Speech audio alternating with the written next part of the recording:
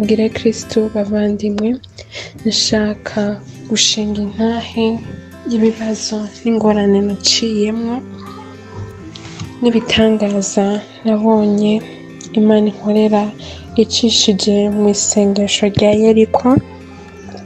Narabuze mama wanje nkiri umubebe, sinigeze ndamubona. Narabanye na mukase wanje, ndabana na papa wanje, ariko mukase wanje ntiyigeze ambera umuvyeyi. Twaguma dutukana, dushwana. Niyo mpamvu nari nsigaye nanka abantu b'abagore, nari nkunda abagabo gusa, kubera nari mbona papa wanje ari wampa urukundo kandi ari wanyakira nk'umuvyeyi. Papa harageze igihe aritaba Imana. Amaze gupfa nariyanse, nandura igikomere co kwiyanka mu buzima bwanje. Ico gikomere cangiriye ingaruka mbi kubera naranduye ingeso nyinshi, ingeso z'ububeshi, ingeso z'ubusambanyi. Eka n'izo ngeso zanzaniye ingaruka mbi cane, kubera ico gikomere abantu bose bampanuraga, kubera narabaye mu mafamiye atandukanye, sinigera ndababona ko ari abavyeyi, kubera nibazaga yuko umuvyeyi yari umwe, kandi yari papa, kandi yitavye Imana, ari we yari akwiye kumpanura. Ego izo ngeso mbi nanduye mu gikomere zaranyinjije mu bibazo. Naranduye inda muri uno mwaka muri Fevrier. Nari maze amezi 3 ntazi ko mfise imbanyi. Naragiye kwa muganga bambwira ko mfise imbanyi. Maze kubimenya numva niyanse, numva yuko ahubwo ngiye kwiyanka cane, ariko narabonye umutante wanje twari tubana avyakiriye, kubera yarazi ibikomere naciyemwo kuva nkiri muto. Nanje bimpa inguvu zo kuvyakira. Abantu benshi baraduhanuraga ngo tuyikuremwo kubera ndi umwana muto, ariko umutima wanje urambwira yuko icaha ca kabiri co kwica ntogikora, kandi na tante wanje arambwira yuko icaha ca mbere c'ubusambanyi ko nagikoze, kubera nari nakoze n'ubwo busambanyi n'umugabo yari afise umugore wiwe.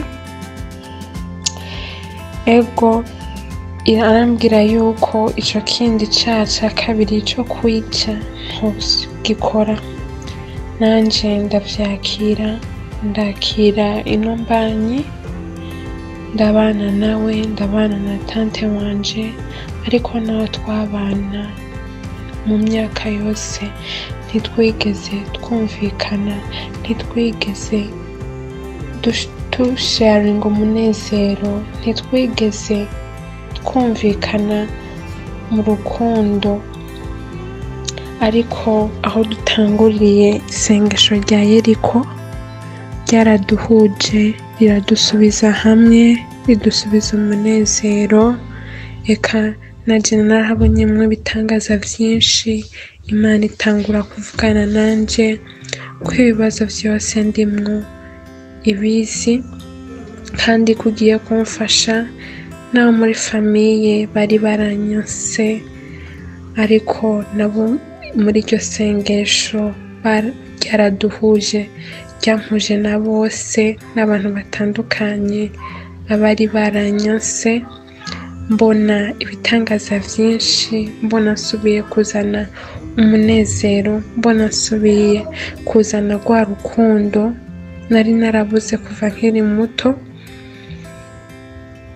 Iryo sengesho ryankoreye byinshi, iryo sengesho riheze narihaye ingingo ryo gusenga iminsi indwi, mvyuka isaha 9 ngoma nsenga nsaba Imana ko yomfasha mu ngorane zanje.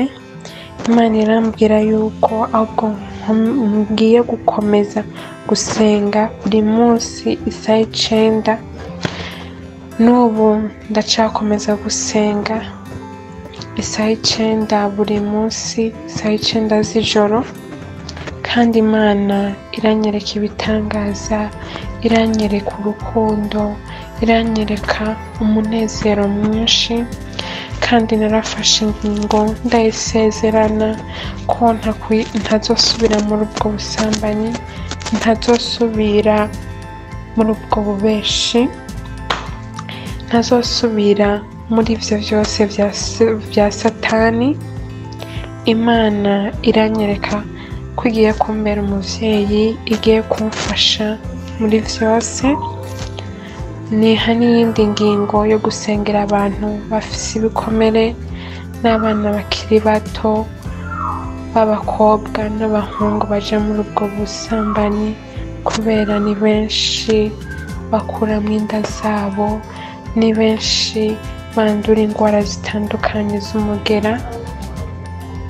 Ivyo vyose Imana narashinze ingingo ndayemerera ko ngiye kubasengera, ngiye no gusengera imfuvyi n'abapfakazi baba bafise ivyo bikomere vy'abagabo babo na base babo na banyina babo. Ego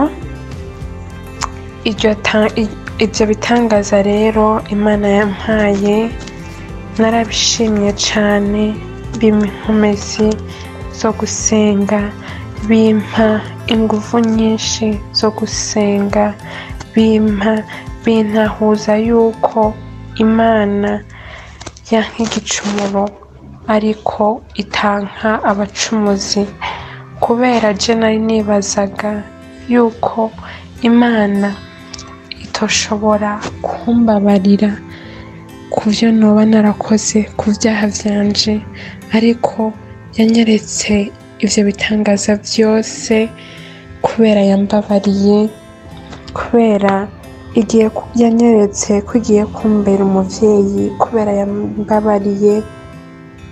Ego numva umunezero, numva ndishimye mu Mana, numva koko ko ingorane zose zizongora nzozihereza Imana. Kandi nshaka guhanura abantu bose, bavandimwe, ntimwihebe. Imana irazi ivyanyu, irazi ingorane zanyu, irazi buri vyose ukora, Imana irabizi. Ndagusavye ntiwihebure aho uri, ahubwo komeza gusenga, ukomeze kuyisaba, ukomeze kugira umutima wo kuyisaba no kuyisenga no kuyitahura ko Imana izi vyose kandi ishoboye vyose mu buzima bwawe. Ego iyi ni ntahe nashaka kubashingira, ni ntahe yankoze ku mutima, kubera iki gikomere nagize kuva nkiri muto canteye kwiyanka, kinjana mu ngeso mbi, kinjana kimpa ingorane nyinshi.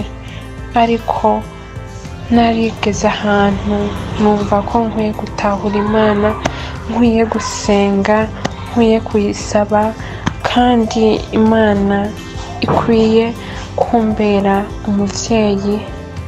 Ego tugire Kristo bavandimwe.